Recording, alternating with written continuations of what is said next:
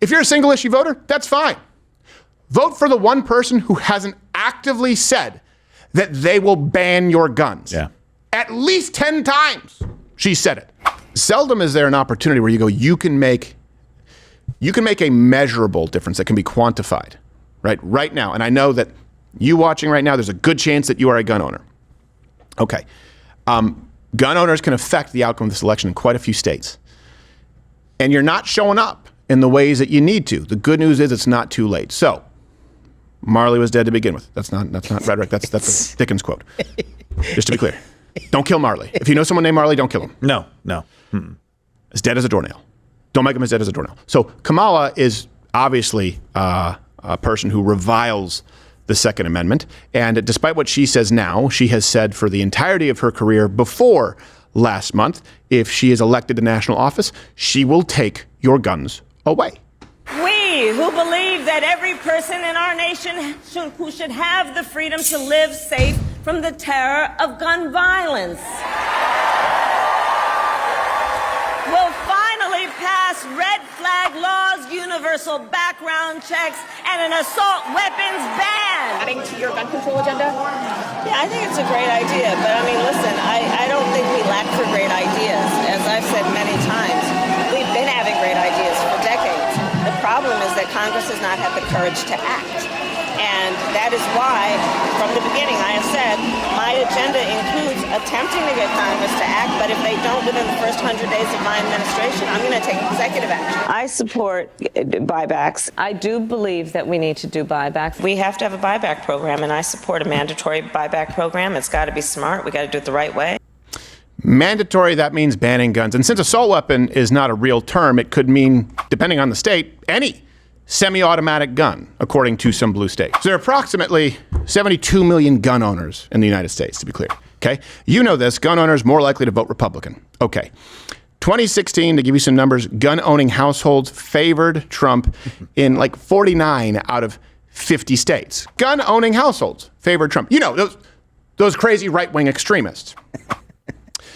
Yeah. Oh. Not the peaceful moderates of today's left. That's just let's make it really clear. Yeah, who's the cutie on the left? Oh, jeez. But here's the thing, 10 million people in this country, hunters, firearm owners, not registered to vote at all nationwide. Let me give you a couple of numbers here. And this is why I say a lot of you out there, you say, hey, what kind of an impact can you have?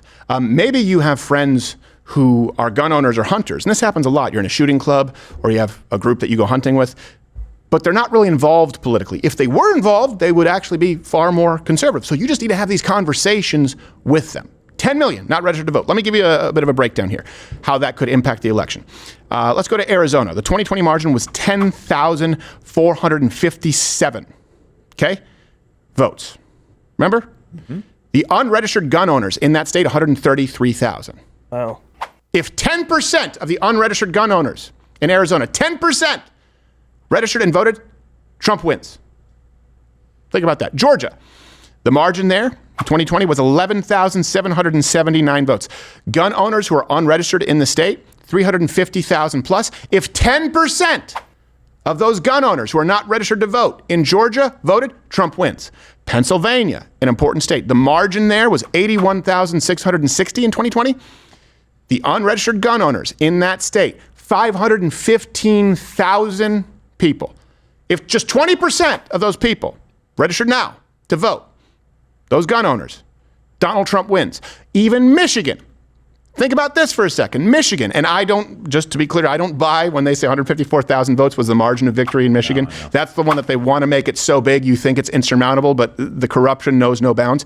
The unregistered gun owners in the state of Michigan, a lot of hunters there, 370,000 people. If just half of them voted and nothing else changed, and Donald Trump is polling, this is not taking into account that Donald Trump is polling far better in these states than he was in 2020, Donald Trump wins. So, hey, if you are a gun owner who is not registered to vote or doesn't actively vote, if you're a single issue voter, that's fine.